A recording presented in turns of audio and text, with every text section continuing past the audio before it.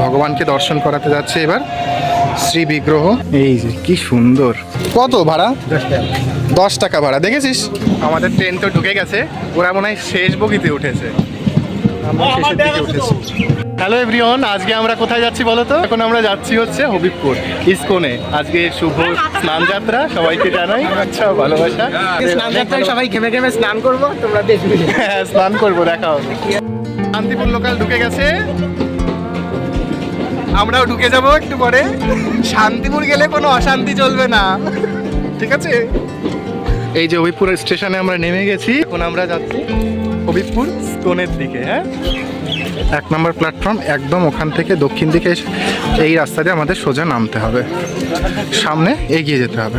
এসে এই যে এই বাজার, তো এখান থেকে কিন্তু টোটো ধরতে হবে, কারণ অনেকটা দূরের রাস্তা, তো টোটো না নিলে হবে না। কত করে ভাড়া? কত? 15 টাকা। 5 জন আমরা একসাথে যাব না? যাব না। এই উঠে যা, তুই এখানে বস, আমি সামনে বসি, তোরা 4 জনে যাই বস। কত ভাড়া? 10 টাকা ভাড়া। দেখেছিস তো আমরা সবাই পৌঁছে গেছি। তারপরে এইবার আমরা টিকিট কেটে রাখবো আগে, কারণ খেতে হবে একটু পরে, তাই না? জিজ্ঞাসা করি এখানে। আচ্ছা কাকিমা, এখানে প্রসাদের ব্যবস্থা নেই? কোথায়?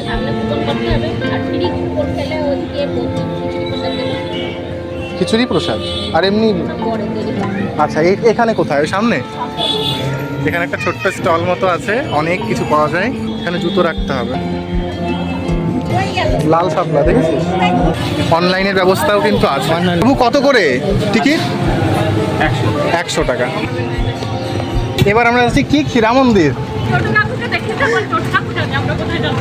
দাদা কাকু না। এবার আমরা এখানে চলে এসেছি শ্রীগুরু জন্মভূমি মন্দির, শ্রীগুরু পরমহংস হরি হরানন্দের জন্মস্থান। তো এর মধ্যে গিয়ে দেখি কি কি আছে।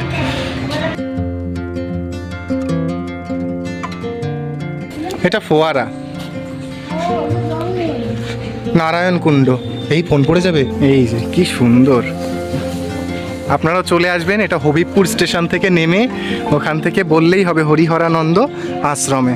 গিয়ে দেখি ভেতরে কি আছে, আপনাদেরকেও দেখাবো। ওয়াও,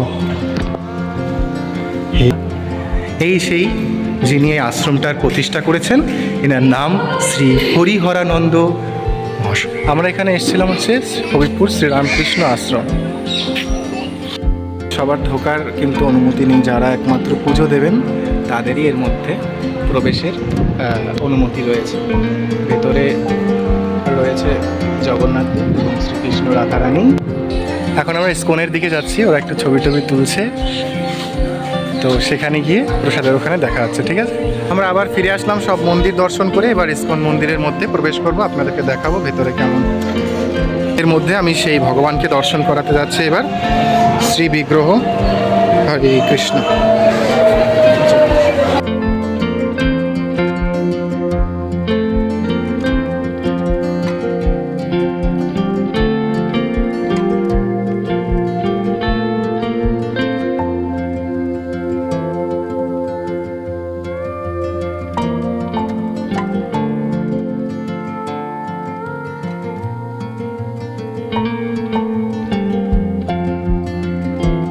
হচ্ছে 16ই জুলাই বৃহস্পতিবার 11টা থেকে রথ শুরু হবে রানাঘাট স্বাস্থ্যোন্নতি ময়দানে।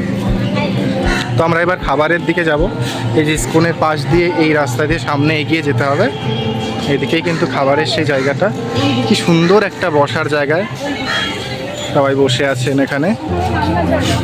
এইখানে কিন্তু রান্না হয়, দেখতে পাচ্ছেন, ওইটা হচ্ছে রান্নাঘর। অনেকটা এরিয়া নিয়ে কিন্তু ইসকনের এই জায়গাটা।